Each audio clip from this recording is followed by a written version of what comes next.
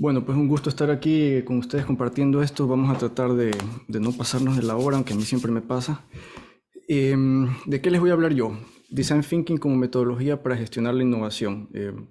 Y ya les voy a explicar por qué es tan importante este marco de trabajo hoy en día para que las empresas puedan ser innovadores de una manera sustentable, que es una de las cosas más importantes de lo que vamos a conversar hoy.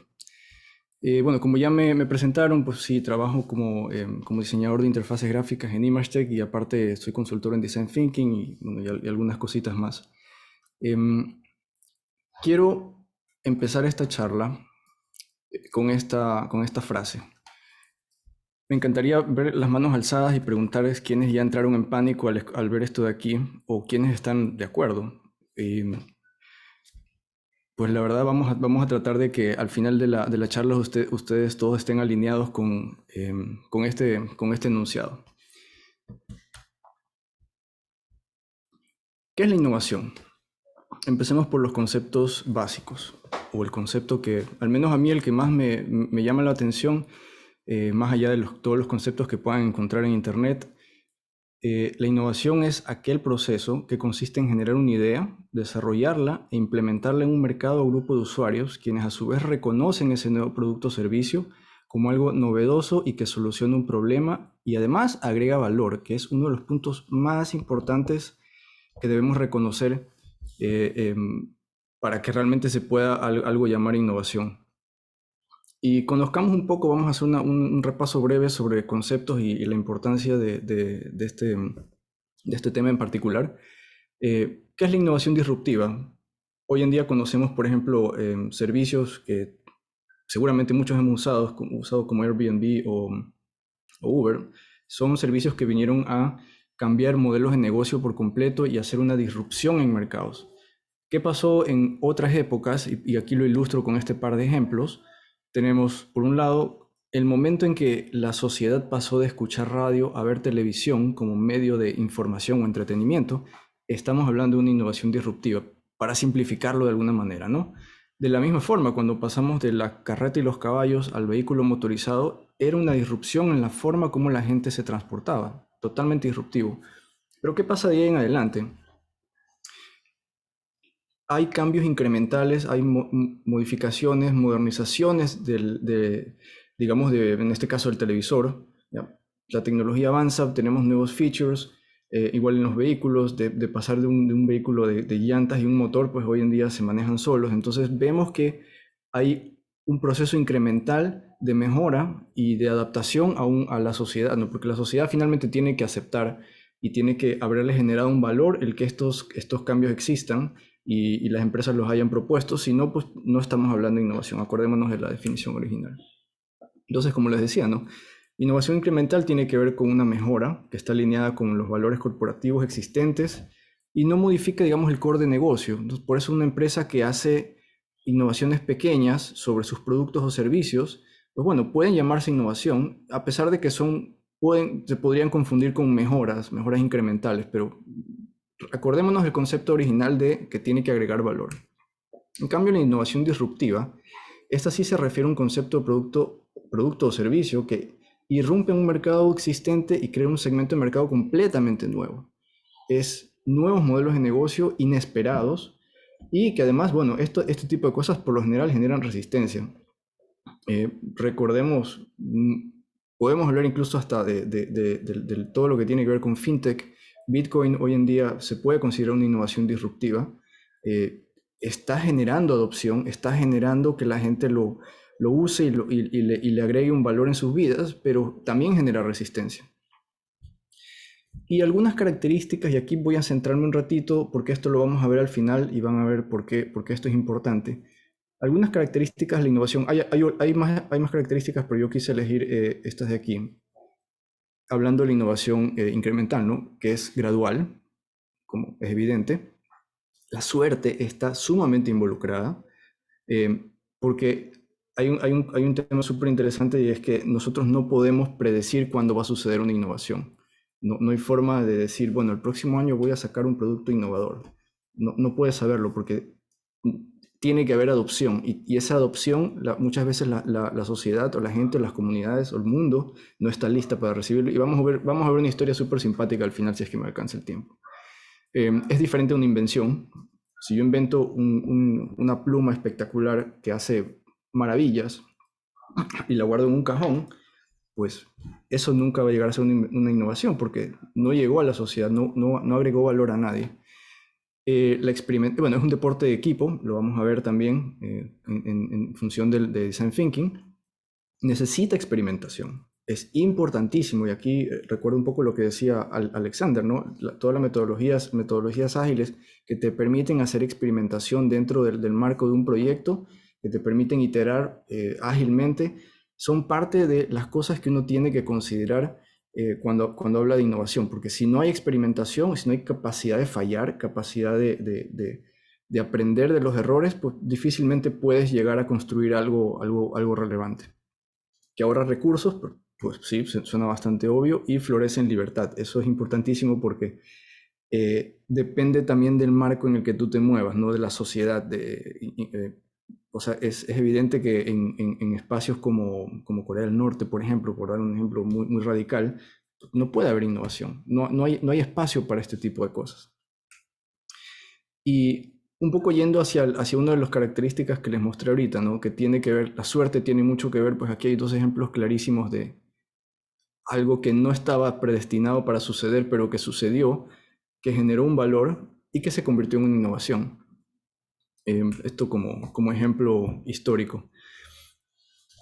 Algunas personalidades coinciden entonces con esta primera frase que yo les puse al inicio, ¿no? Hoy en día la innovación es reconocida como el ingrediente más importante en una economía moderna. Ojo con esto, acordémonos de esto y vamos avanzando. Pero bueno, les voy a contar una pequeña anécdota. Muchos quizás ya conocen este caso. Es un caso de estudio súper conocido y que de una u otra forma nos engloba de qué está hecho Design Thinking y por qué es relevante. ¿Ya? Esto tiene que ver con un caso en un hospital en Estados Unidos, un hospital de niños, en donde el personal de General Electric venía a instalar ¿cómo se llama? Estos aparatos tomógrafos, ¿no? Unos aparatos súper grandes, súper costosos. Y el diseñador industrial que estaba a cargo de esta implementación era Doug Dietz, un genio. Él tiene una charla TED espectacular donde él cuenta esta historia. Entonces, bueno, ¿qué había pasado? Viene el equipo, instala estos aparatos súper costosos, hacen todo lo que tenían que hacer, pero cuando ya estaban implementados y en uso, ellos se empezaron a dar cuenta, el equipo de Doc se empezó a dar cuenta que los niños que venían a estas terapias, a estos tratamientos, venían aterrorizados y salían aterrorizados. Era una situación sumamente traumática, no solo para ellos, sino obviamente para los padres. Entonces se fueron dando cuenta que esto obligaba a que el procedimiento requiera que el niño sea sedado, lo cual ya de por sí es costoso, traumático y todo lo que conlleva esto, ¿no?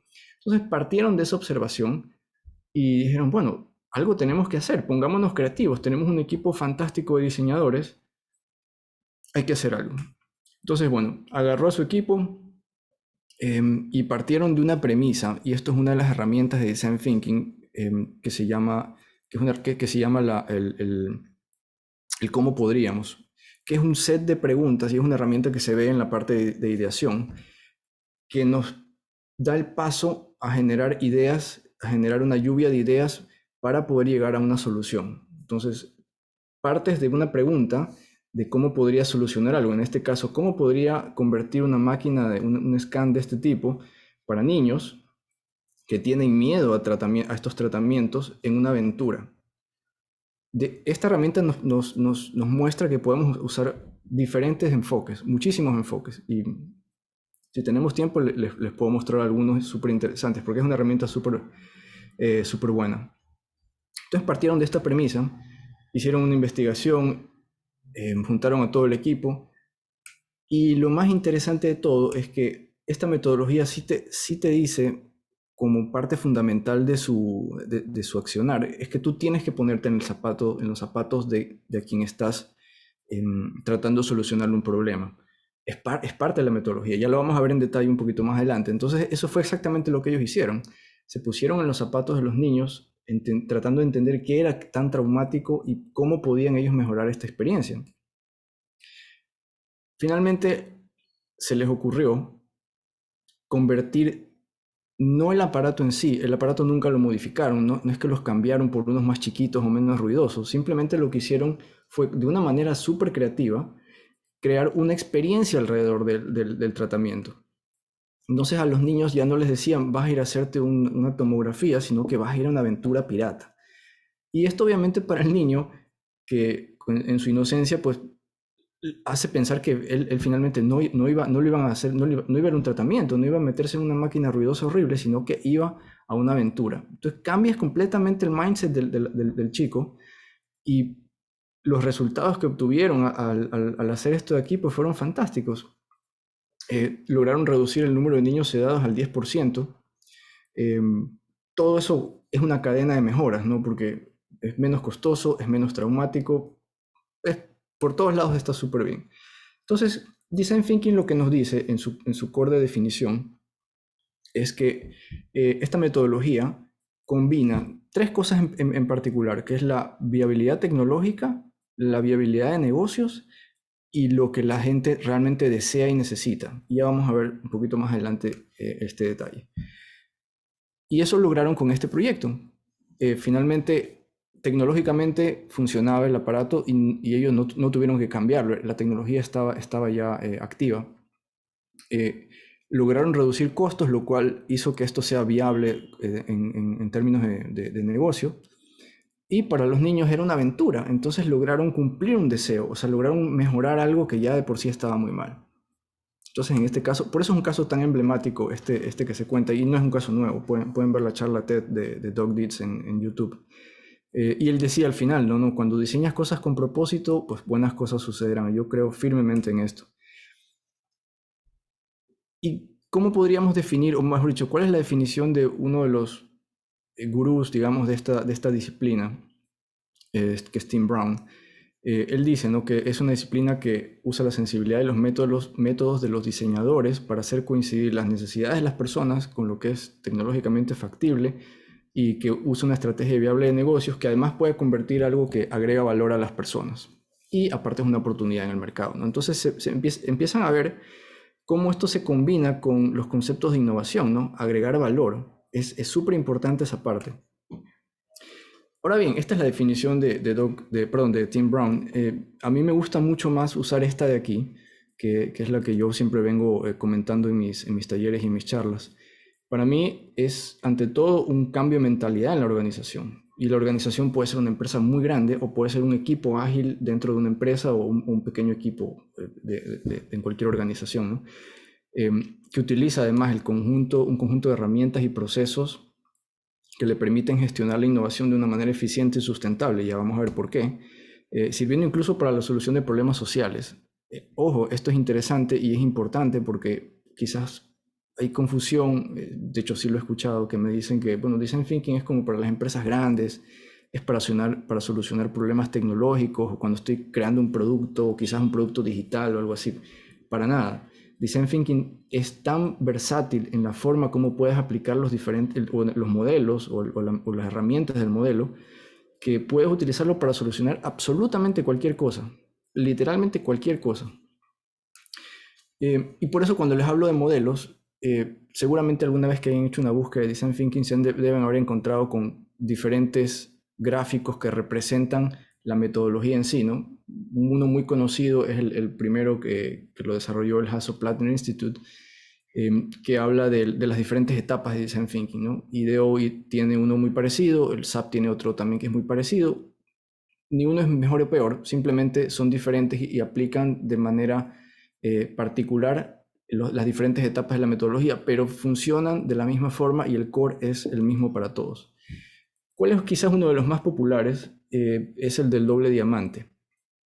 Y este utiliza mucho la visión de convergir y divergir para lograr los diferentes objetivos en cada uno de los hitos de la metodología. Este lo desarrolló el Design Council hace ya algún tiempo. Y básicamente lo que nos dice es pues, que la oportunidad o el caso que queremos solucionar entra en una etapa de descubrimiento, que es donde empatizamos con el usuario, donde conocemos al usuario, y ahí divergimos, no conocemos, obtenemos mucha data.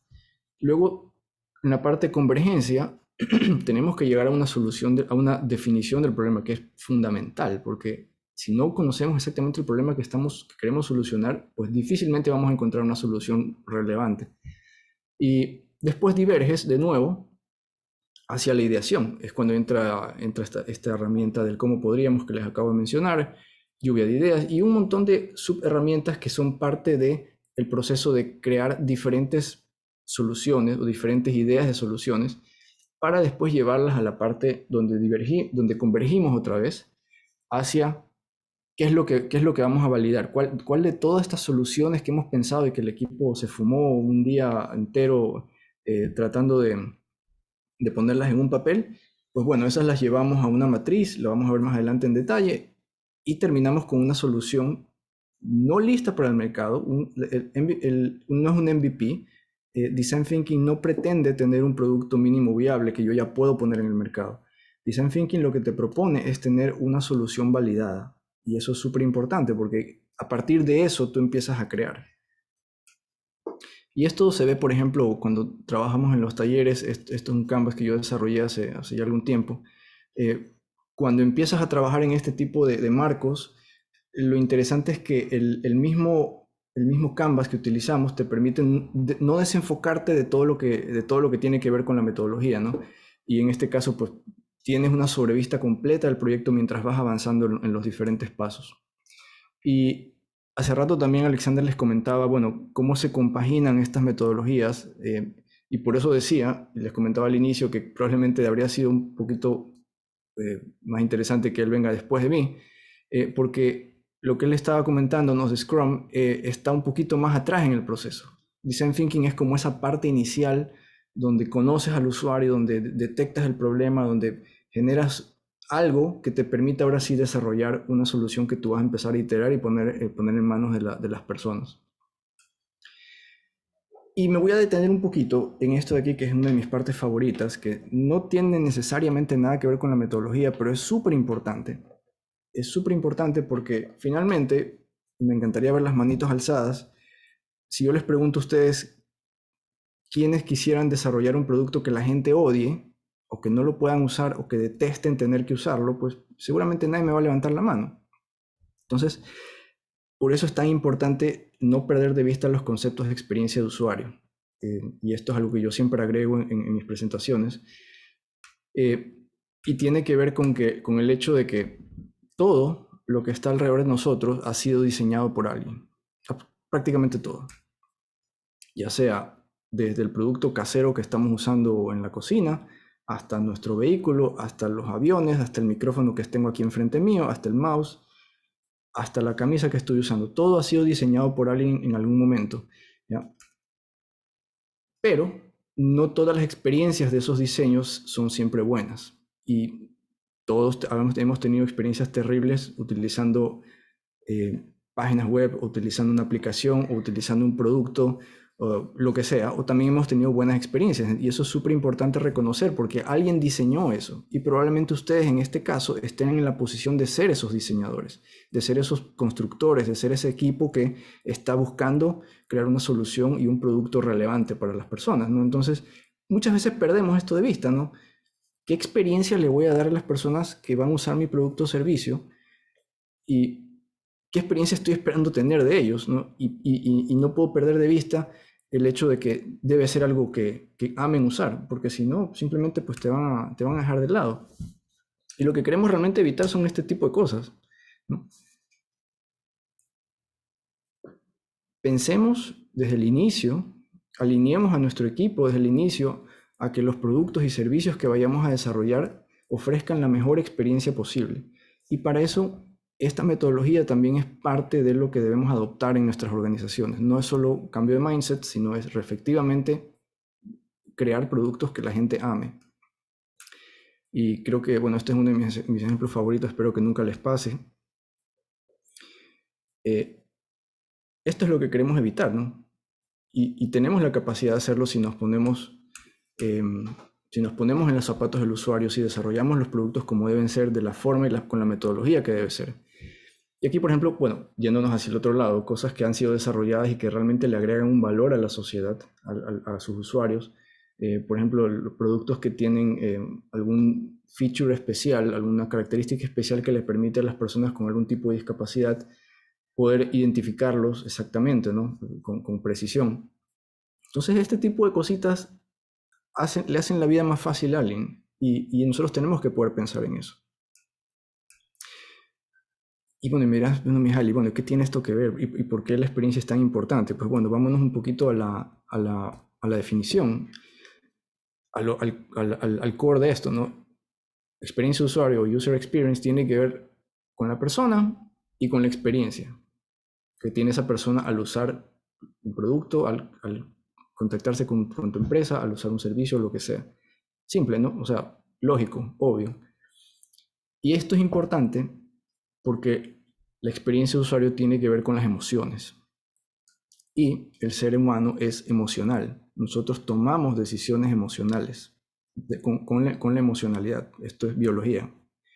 Entonces, si nosotros estamos creando productos que van a ir en contra de una emoción positiva hacia las personas, pues lo que vamos a lograr es que no nos vuelvan a comprar o nos odian porque igual tienen que usar nuestro producto, como las páginas que muchos conocemos que tenemos que usar a la fuerza. Y ese es el resultado final, ¿no? Entonces, pónganle mucha atención a esto. Somos emocionales y tomamos decisiones desde la emocionalidad. Ahora bien, regresemos al punto de design thinking. Vamos ahora sí a entrarnos un poquito en la metodología y vamos a conocer las diferentes etapas y algunas de las herramientas que son parte de cada una de las etapas. Como les decía al principio, si quiero resolver algo, tengo un caso, por ejemplo, quiero resolver problema de agua potable en mi ciudadela, o problema del tráfico en mi ciudad, o el problema de una fila en los bancos porque los usuarios siempre se quejan de que las filas son enormes y tengo que poder optimizar eso, pues bueno, ¿cuál es mi primer paso? Pues tengo que conocer al usuario. Entonces, ¿en qué parte de conocer al usuario dentro del modelo se encuentra esto? Está en la primera parte, que es descubrir. Ahí es donde yo empiezo a conocerlo, a saber, a entender su emocionalidad, su sentir acerca de algo que está sucediendo o que yo quisiera saber por qué lo está sintiendo mal o por qué no, si le funciona o no le funciona. Y aquí hay un tema sumamente importante y tenemos que despegarnos un poco de los conceptos de entender al usuario como un factor demográfico, porque la demografía, si bien es parte de la información que nosotros necesitamos, no es suficiente. Acuérdense, estamos hablando de emocionalidad. Necesitamos entender al usuario, necesitamos conversar con el usuario. Una conversación simple te puede dar más feedback que una encuesta a 1000 personas, créanme. Y esto es interesante, ¿por qué? Porque hay un concepto que se llama el persona twin. Y si yo les digo, por ejemplo, que tengo un grupo demográfico que calza en estas características, ¿no? Nació en el 48, creció en Inglaterra, casado 2 veces, tiene 2 hijos, es exitoso, rico, toma vacaciones en los Alpes, le gustan los perros. Ustedes me podrían decir, ok, sí, pues eso es un grupo demográfico bastante bien definido, ¿no? Le voy a solucionar un problema a este grupo demográfico. Pero si yo les digo que ese grupo demográfico pertenece a estas 2 personas exactamente, cambia la cosa, ¿verdad? Si entienden quiénes son estas 2 personas, pues sabrán que estas son personas completamente diferentes en su emocionalidad, en sus necesidades, en su forma de actuar, de ser, etcétera, etcétera. Entonces no podemos ser tan ligeros al momento de seleccionar nuestra forma de analizar a las personas solamente desde el punto de vista demográfico. Y algunas de las herramientas importantes, de las herramientas clave, de hecho, para esta parte del proceso, tienen que ver con el mapa de la persona, el user persona y el mapa de empatía. Hay otras herramientas, pero estas aquí son fundamentales porque son las que nos permiten crear ese grupo esa agrupación de personas que no solo son demográficamente iguales o parecidas, sino que aparte nos dicen, a través de las conversaciones que tenemos con estas personas, nos dicen exactamente cuáles son sus necesidades respecto de lo que estamos tratando de averiguar, ¿no? El caso que estamos tratando de solucionar. La escuchas y te habla acerca de qué es lo que siente, qué es lo que dice, qué es lo que piensa y qué es lo que hace acerca de un tema. Y en esa conversación tú vas a sacar muchísima información, mucha información, que es la que normalmente pegamos en nuestro mapa de empatía.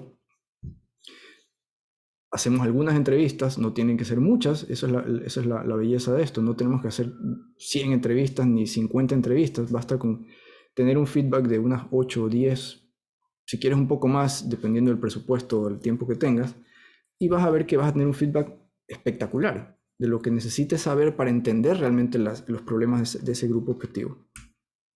Otra herramienta súper importante, y esta la puedes incluso aplicar fuera del contexto de Design Thinking para entender el flujo, el journey, o sea, no sé, el paseo que hace un usuario a través de un producto o de un servicio en particular. ¿Qué significa esto? Por ejemplo, en este caso particular es un estudio que hicimos hace un tiempo, donde tratábamos de identificar los puntos de dolor de una persona que estaba por viajar. Entonces empezamos a identificar lo que sucedía desde el deseo de viajar hasta la exploración de las opciones, el booking, el previo al vuelo en el aeropuerto, el vuelo y todo lo que sucedía después. Y los diferentes puntos de contacto, ¿no? Es una herramienta súper completa, no es difícil de aplicar, toma un poco de tiempo porque necesitas recolectar bastante información, pero es increíblemente poderosa. Y esta herramienta la aplicas con los diferentes grupos que tú has identificado como tus personas, ¿no? En este caso, cuando hablamos de personas, y para darles un ejemplo concreto, un tipo de persona es, por ejemplo, una familia viajando con niños, ¿ya? Ese grupo de personas tiene unas necesidades completamente diferentes, aunque hacen el mismo journey probablemente, tienen necesidades completamente diferentes al ejecutivo que viaja con su maletín 2 veces por semana o 2 veces al mes a una visita de negocios. Y tienen necesidades diferentes a las personas que, por ejemplo, van al grupo de amigos que se va de viaje a algún lugar. Son personas diferentes y las entrevistas individualmente para conocer sus necesidades o sus problemas. Siguiendo a la parte 2, ya conocimos, ya colectamos un montón de información. Ahora, ¿qué hacemos? ¿No? Bueno, hay que definir el problema a partir de esa información. Ya estamos convergiendo otra vez. Y aquí hay una frase súper simpática que no sé si la dijo Albert Einstein, pero bueno, igual me suena muy interesante, que si tuvieras 1 hora para resolver un problema, pasaría 55 minutos definiéndolo, porque créanme, si no lo definen correctamente, están muy destinados al fracaso. ¿Y cómo lo definimos? Precisamente con esta set de entrevistas, con esta conversación, con esta colección de información, de insights, de descubrimientos, que nos permiten entender exactamente cuál es el problema. ¿No? Hacemos, a través de otras herramientas que ya les voy a contar, hacemos como un mapeo de todo lo que hemos obtenido, ¿ya? Y definimos lo que se llama el punto de vista, que es la definición del problema, que en este caso es una de las herramientas de Design Thinking, hay otras, que es una frase muy sencilla, que va a detonar el resto de cosas que vamos a hacer de ahora en adelante. Y esta frase tiene esta estructura, ¿no? El usuario, ya lo tenemos, necesita la necesidad que vamos a descubrir a través de esta información que hemos recibido, porque ahí viene la parte emocional, importantísima, que nos permite hacer accionable el resto de cosas que hagamos, porque el insight. Y vamos a ver un ejemplo. Por ejemplo, esto sería una definición de problema, ¿no? Un independiente y energético hombre retirado necesita sentirse seguro de tener suficientes recursos porque su mayor miedo es ser una carga para sus hijos en el futuro. Emocionalidad, su mayor miedo, el miedo es una emoción. Entonces entendamos que eso nos permite ser accionables en lo siguiente que vayamos a hacer, que es descubrir potenciales soluciones. Y ahora sí, nos pasamos a la parte más divertida del proceso, que es la ideación. Y esto nos pone en la tercera parte del cuadrante de este modelo, que es el doble diamante.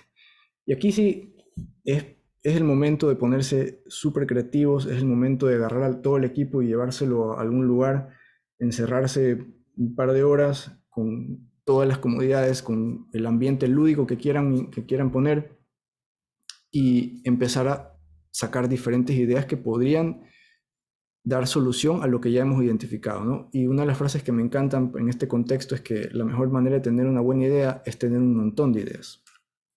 Y para eso utilizamos diferentes herramientas. Entendamos que la más conocida pues es el brainstorming. Pero acá hay unas herramientas interesantes que nos permiten irnos un pasito más allá y hacer un poquito más relevante todo este proceso. Y una tiene que ver con el drawstorming, que es una herramienta que, si bien es cierto, es un brainstorming, es una lluvia de ideas, pero lo haces de una manera gráfica también, ¿no? Es opcional, obviamente, para los que se sientan cómodos con esto, pero te permite ir visualizando ya de entrada hacia dónde podría ir tu solución. Y la otra herramienta que es súper poderosa, que se llama Brainwriting, es que cada miembro del equipo plantea su idea, ¿no? Empiezan a hacer una lluvia de ideas, cada uno plantea sus ideas, las pone en un post-it, pero estas ideas no se quedan en un solo ítem, en un solo post-it, sino que el resto del equipo las va viendo y las va complementando. Por eso en la imagen que ven aquí a la derecha, ven en azul, ven la idea original, y de aquí para abajo ves lo que el resto de tu equipo vio de tu idea. Vio que podías incorporar esto, mejorar esto, agregar esto, quitar esto. Entonces al final del proceso no tienes solamente un montón de ideas, sino que tienes un montón de super ideas, porque son ideas que están complementadas. Y esto es increíblemente poderoso. Esto yo lo he aplicado en varios talleres y es genial. Y bueno, ¿qué es lo que sucede después? ¿No? Ya, ok, tengo 20 ideas, 10 ideas, 8 ideas, lo que sea. Pues, ¿con qué empezamos? ¿No? Y acá hay una herramienta que es fundamental para esta parte del proceso, que es la matriz de priorización. Esto lo que nos dice es una forma de agrupar las cosas que que tienen bajo impacto o alto impacto hacia el usuario, hacia quien vamos a plantear la solución, y requieren de nosotros un bajo esfuerzo versus un alto esfuerzo. Entonces, como será evidente, pues las cosas las soluciones que hemos planteado que tienen un bajo esfuerzo, que nos requieren bajo esfuerzo, y con esto digo recursos, tiempo, tecnología necesaria, etcétera, etcétera, bajo esfuerzo y alto impacto, pues son cosas que deberíamos implementar lo más pronto posible porque van a empezar a darnos soluciones muy rápidamente, ¿no? Esta herramienta es fantástica para eso. Y como les digo, hay otras en un sinnúmero de formas de abordar esta parte del proceso. Aquí les presento algunas de ellas. Todas tienen mucho sentido común, no son nada complicadas de implementar, simplemente un poco de práctica, pero son increíblemente valiosas. Y finalmente llegamos pues a la parte medular del modelo, ¿no? El prototipado y la validación. O sea, bueno, ya hemos seleccionado qué idea vamos a validar. Podemos validar varias, eso está bien, pero tenemos que ir una por una, pues si es que tenemos un equipo pequeño. Y aquí el prototipado juega un papel absolutamente fundamental. Y esta frase también lo define perfectamente, ¿no? Si una imagen vale 1000 palabras, pues un prototipo vale 1000 reuniones. ¿Y de qué se trata? Literalmente de tangibilizar una idea. Eso es, tengo una idea, ya las tenemos de nuestro proceso de brainstorming, la prototipo, es decir, la hago tangible y hago pruebas con esa idea. Y eso significa que yo voy a poner en las manos de usuarios reales, de mi grupo objetivo, de estas personas que yo identifiqué, esto que yo estoy tratando de crear, ¿no? Que yo estoy tratando de poner en el mercado más adelante. Y el prototipado, lo interesante es que debería ser una etapa en la que nosotros podamos desechar muy rápidamente, empezar iterativamente a crecer en la complejidad de lo que estamos haciendo, del prototipo que estemos armando. Así que podemos empezar con cosas que estén hechas en cartón. Es totalmente válido. Obtienes un feedback impresionante con algo que no te costó nada y que lo puedes desechar inmediatamente.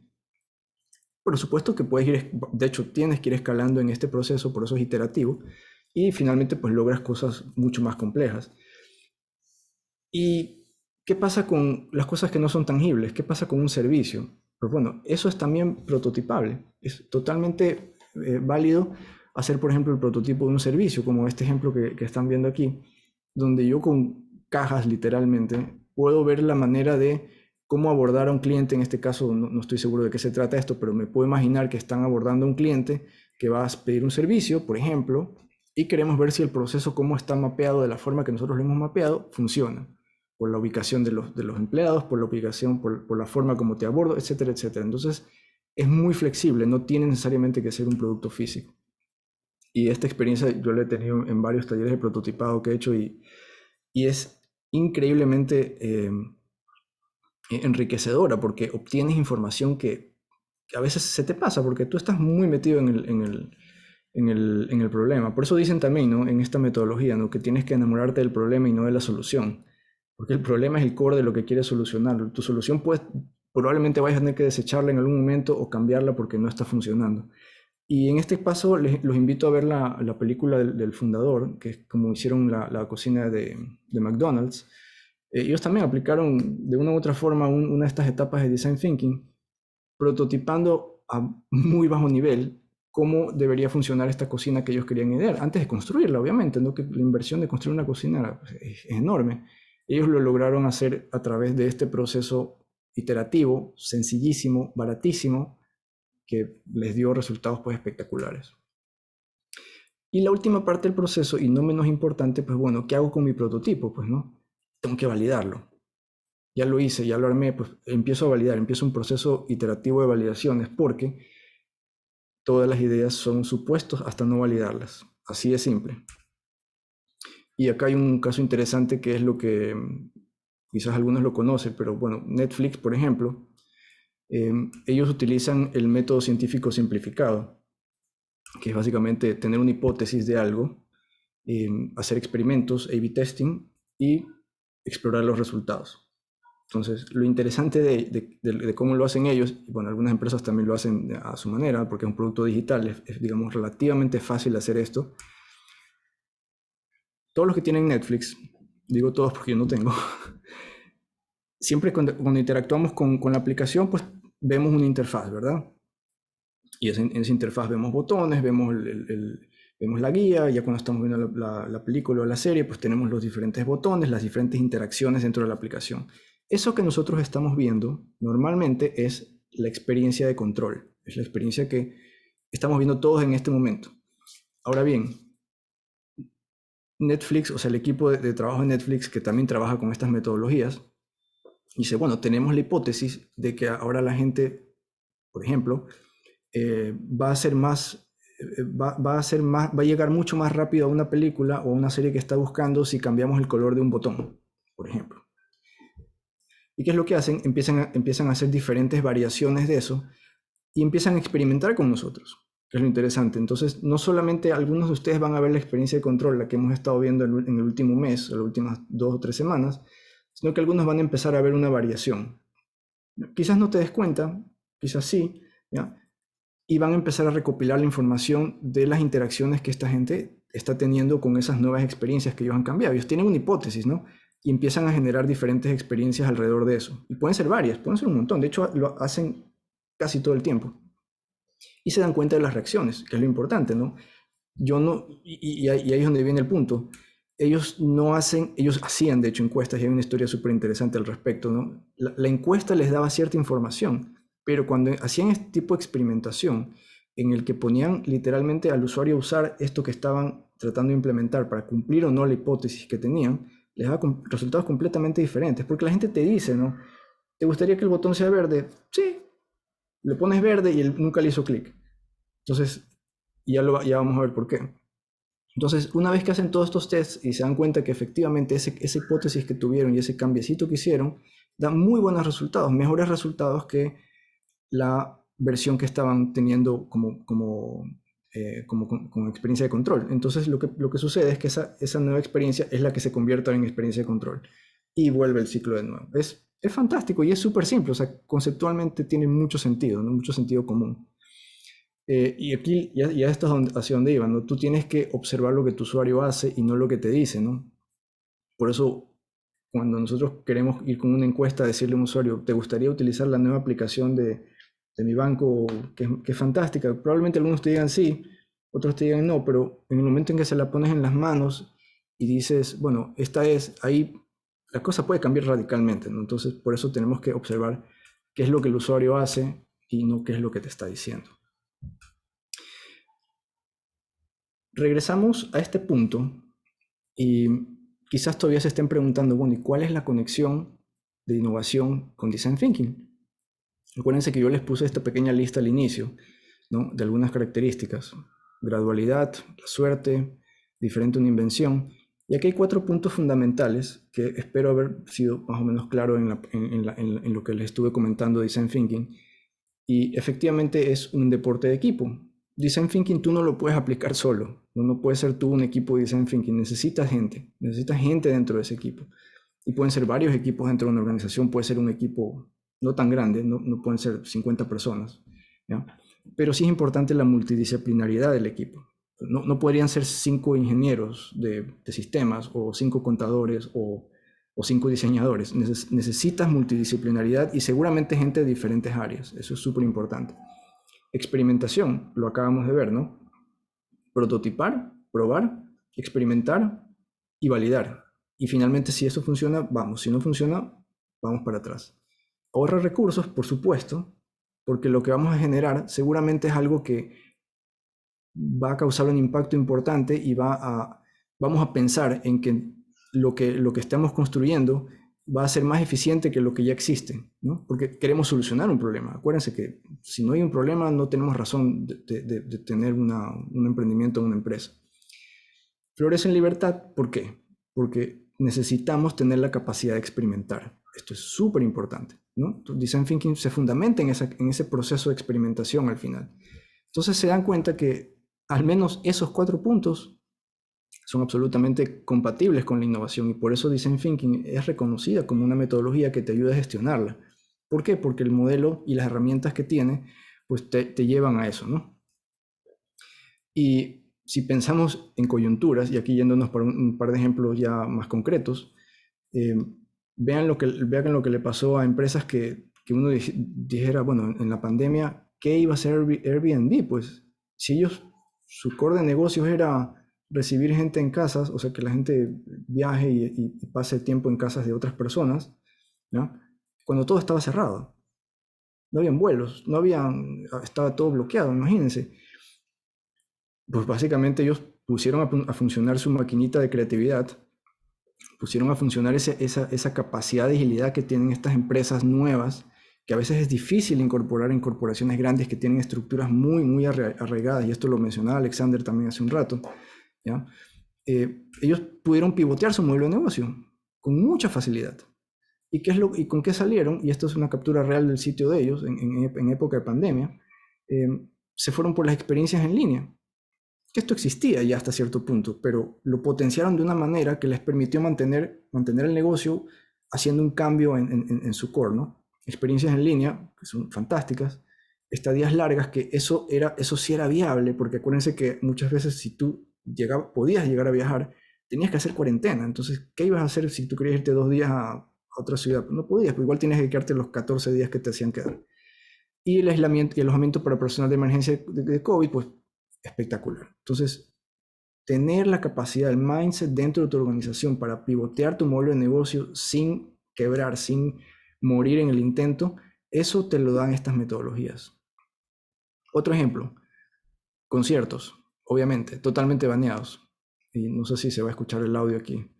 Eh, no se va a escuchar, pero bueno, ya, aquí lo que tienes es básicamente un rave, pero tú sentado en tu carro. Esto, si no me equivoco, sí, fue en Alemania. Hiciste el evento, cumpliste con los lineamientos, estamos hablando de la pandemia, ¿no? Y le diste la vuelta al asunto, fuiste un poquito ágil, o sea, tuviste creatividad dentro del proceso. Otras empresas que, por ejemplo, fabricaban drones también se fueron hacia entender que si tienes la infraestructura, pues bueno, crea algo que esté en función de la coyuntura. Crearon drones con capacidad de desinfección con luz ultravioleta, porque la luz ultravioleta pues, es una de las cosas más efectivas para sanear superficies. Y bueno, y esto de aquí que son conceptos que obviamente nunca se implementaron, pero te das cuenta cómo la creatividad iba dando paso a diferentes soluciones, ¿no? Y para cerrar un poco el círculo, pues quiero retomar algunas frases relacionadas con la importancia de entender la innovación como algo que ya no es opcional hoy en día. Y quisiera dejarlos con un par de frases y yo mismo les voy a mostrar un par de videos también. La tecnología puede ser un diferenciador, ¿sí? Una ayuda o un aporte, pero no es una innovación en sí misma. O sea, no pensemos que solamente algo que tiene mucha tecnología o mucha complejidad tecnológica es una innovación. Hay innovaciones que son completamente atecnológicas. Les puedo hablar del techo de zinc. Les puedo hablar de hecho les voy a contar ya mismo una historia del de la maleta con ruedas. Y aquí es donde viene, por ejemplo, la parte de las grandes corporaciones, ¿no? Mientras estas están pensando en lo que están haciendo y en los procesos, hay emprendedores, hay gente como los que crearon Uber, como los que crearon Airbnb, que están pensando en lo que deberíamos estar haciendo. Y ahí es donde viene la disrupción. Y esa disrupción sucede en algún momento en el que la gente está apta y dispuesta a aceptarla y adoptarla también, ¿no? Entonces, por eso nunca podemos saber cuándo va a existir una innovación. No se puede saber. Tiene que ver mucho con la suerte también. Cada error que cometes es un error menos que vas a cometer después, si aprovechas el aprendizaje. Obviamente, claro, esto suena muy lógico, pero acuérdense que Design Thinking nos da un marco de trabajo que nos permite justamente cometer esos errores, porque nos permite prototipar y probar algo muy rápido que si no sirve, bueno, vamos de regreso, vamos con otra iteración. Y la innovación es el resultante de una cultura y un equipo que trabaja bajo determinados valores y perspectivas. Importante, ¿no? El mindset de la organización a veces es difícil. Si naces pequeño es más fácil que lo tomes como algo tuyo. Si trabajas en un banco gigantesco que tiene 80 o 100 años, pues probablemente sea un poco más difícil, pero no es imposible. Y aquí les voy a mostrar, bueno, probablemente no vayan a escuchar el audio. Déjenme ver si le puedo volver a compartir la pantalla un momentito.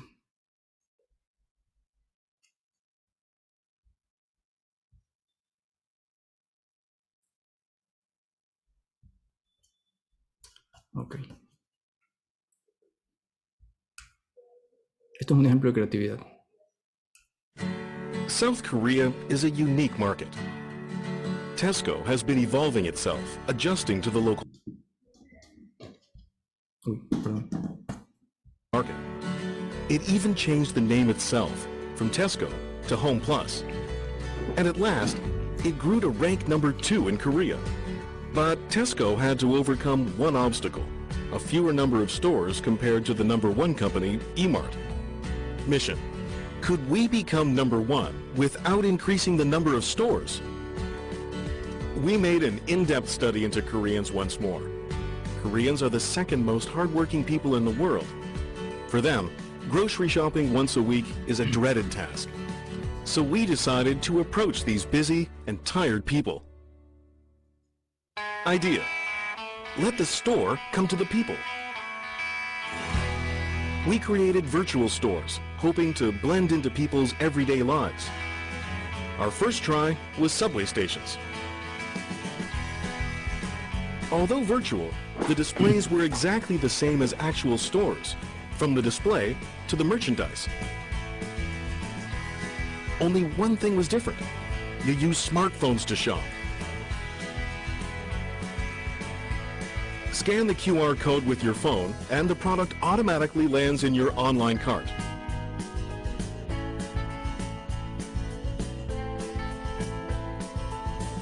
When the online purchase is done, it will be delivered to your door right after you get home. People can relax more after work and on weekends. 실제로 보면서 사니까 진짜 더 좋은 것 같아요. 편하기도 하고. Result: people can shop at Tesco Home Plus wherever they go without having to visit the actual store. Moreover, we could change their waiting time to shopping time. After this campaign, online sales increased tremendously. Through this campaign, 10,287 consumers visited the online Home Plus mall using smartphones. The number of new registered members rose by 76%, and online sales increased 130%. Currently, Home Plus has become number 1 in the online market and is a very close second offline. Bueno, esto como un pequeñísimo ejemplo, y ni siquiera es algo relativamente nuevo, esto ya tiene algunos años, pero se dan cuenta cómo la creatividad, o sea, algo casi disruptivo, ¿no? Llevar el centro comercial al lugar donde estaba la gente circulando, ¿no? Simple, hasta sentido común. Y esas son el tipo de cosas que le agregan valor a las personas. O sea, literalmente le agregan valor. O sea, aparte de ser para tu negocio, pues ya vieron las cifras, ¿no? Incrementaron ventas, lograron ser segundos. Entonces, esos son el tipo de cosas que nosotros queremos desarrollar en algún momento, ¿no? Y para dejarlos con algunas reflexiones ya para finalizar, pues para mí esto que estamos viviendo, o que ya esperemos que estamos ya al final, pues realmente es una oportunidad, ¿no? De dar ese siguiente paso, de ver a la innovación como algo no opcional. Nos golpeó en la cara, y finalmente para muchos tuvieron que terminar cerrando sus negocios porque no pudieron ser suficientemente ágiles o creativos o aplicar diferentes herramientas para poder salir adelante. Entonces, ahora que tenemos un poquito más de espacio, pues veamos a la innovación como algo que no es opcional. Convirtámonos en organizaciones solidarias y sustentables. La solidaridad es muy importante también, ¿no? Y la sustentabilidad te da el hecho de que tú puedes crear y diseñar productos o servicios utilizando estas herramientas que te permiten hacerlo de una manera muy simple, ¿no? No simple, sino más bien muy ágil y con bajo costo. Para mí este es el momento y yo los invito pues a que lo tomen así, a que no pierdan de vista esto de aquí. Esto fue un repaso súper express para que conozcan un poco más de la metodología, pero es importante que sea una práctica dentro de las organizaciones, que sea una práctica el mindset de que nos tenemos que poner al usuario en el centro. Ya más gente lo está entendiendo hoy en día y eso es súper bueno, ¿no? Los bancos con sus departamentos de innovación, entender que el usuario es el centro de esto y entender los problemas que tienen, porque si no entendemos eso, ¿qué vamos a solucionar? No es lo que nosotros pensemos, es lo que el usuario piensa. Bueno, los dejo con esto. Muchas gracias por su atención. Veo que hay algunas preguntas que si quieren podemos pasar ya a la sección de preguntas y respuestas. Lorena. Así es, ingeniero Michael, le agradecemos su brillante participación y en realidad tenemos mucha interacción a través de nuestro chat. Voy a dar paso a algunas de las preguntas de nuestros participantes en este webinar. Nos preguntan, ¿cualquier empresa puede aplicar el Design Thinking o debe estar preparada o capacitada con anterioridad? Cualquier empresa puede aplicarlo desde hoy, bueno, desde mañana. ¿Por qué? Porque esto simplemente se trata inicialmente de adoptar una forma de trabajo.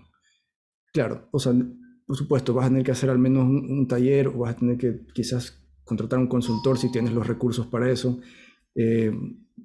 Yo he hecho talleres para empresas in-house, así, equipos pequeños, y ellos han podido implementar la metodología de a poquito dentro de sus organizaciones. Y esto funciona, porque las herramientas que son parte de la metodología son de mucho sentido común. No son cosas complejas que necesitan estudios, nada. O sea, es mucho sentido común, es mucho comprometer a las personas en ese estado mental de que el usuario está primero, de que debemos desarrollar productos y servicios en función de reales problemas de ellos. Entonces, toda organización puede hacerlo. No necesitas algo previo. Quizás sí las ganas de hacerlo y un equipo comprometido a hacerlo. Por ahí sí quizás. Perfecto, muchísimas gracias.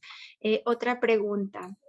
¿Cuáles son los errores más comunes al momento de implementar el Design Thinking y qué recomendaciones nos daría para aplicarlo bien? Errores, se me ocurren un millón.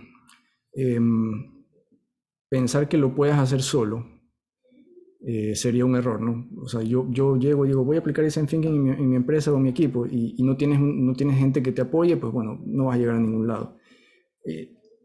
No aplicar las diferentes fases del proceso, ¿no? El proceso es muy claro, ¿ya? Si bien es cierto, hay empresas que pueden empezar desde la mitad porque ya conocen al usuario, ya saben más o menos cómo es, y simplemente quieren solucionar un problema pequeñito dentro de la organización, pues bueno, pueden empezar por la mitad si quieres, pero no seguir la metodología también puede ser como un camino hacia el fracaso. Yo he escuchado de algunos casos de gente cercana que querían implementar esto y simplemente el último equipo, que era el de desarrollo, dijo, bueno, nosotros vamos a retomar el proyecto y lo vamos a implementar de una. Y nunca validaron, nunca hicieron prototipos, sino que se fueron directo a la implementación, porque ya medio vieron cuál era la solución y se fueron y se estrellaron. ¿Por qué? Porque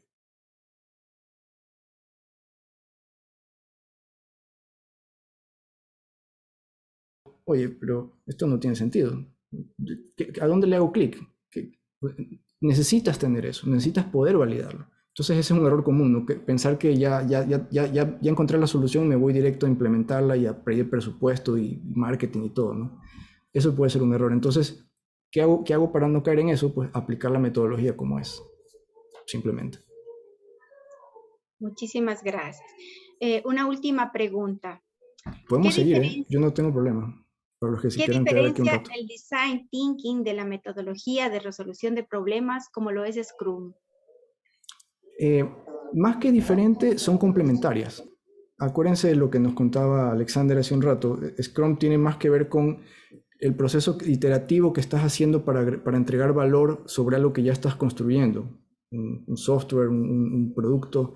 ¿Ya? Design Thinking está un poco antes. Acuérdense que yo les había mostrado una lámina al inicio donde les mostraba cuál era la relación que existía entre esos. Déjenme, se las voy a mostrar aquí ahorita rápidamente.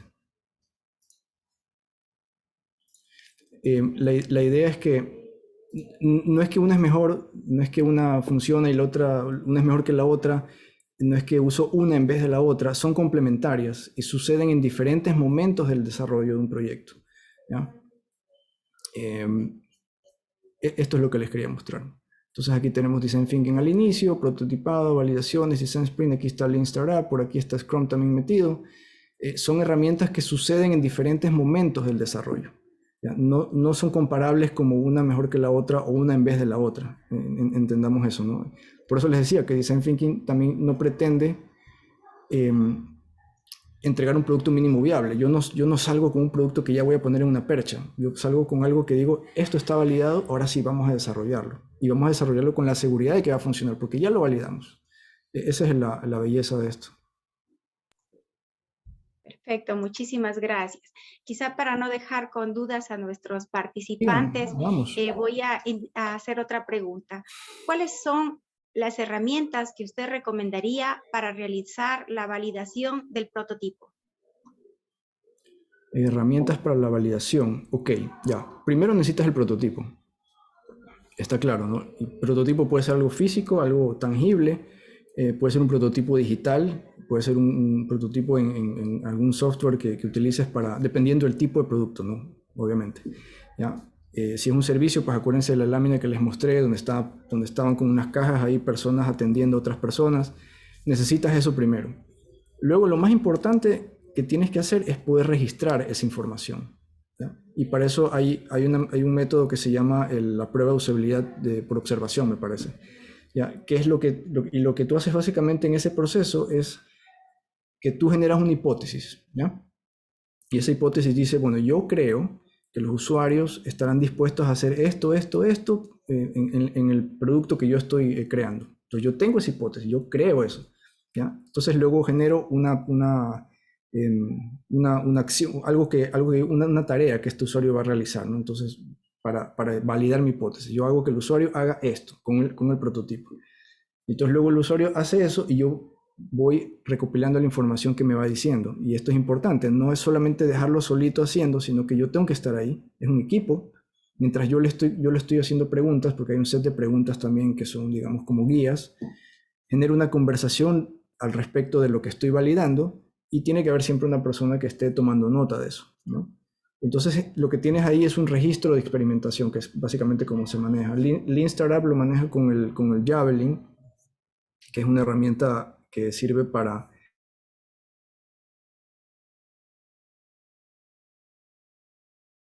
entonces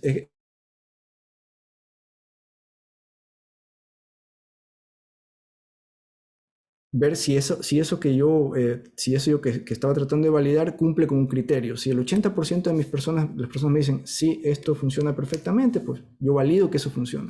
Y es un criterio de éxito, ¿no? Eso a grandes rasgos es una de las herramientas que se usa en esa parte del proceso. Es importantísimo poder registrar lo que el usuario me va diciendo.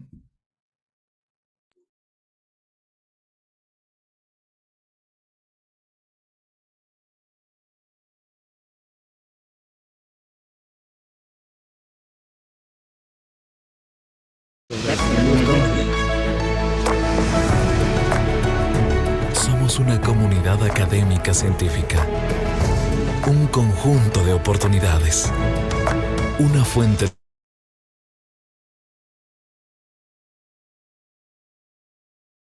de identidad de los lojanos. Hemos caminado 162 años construyendo el sueño de miles de jóvenes y transformando el futuro de Loja, la región sur y del Ecuador. Universidad Nacional de Loja, 162 años. Educamos para transformar.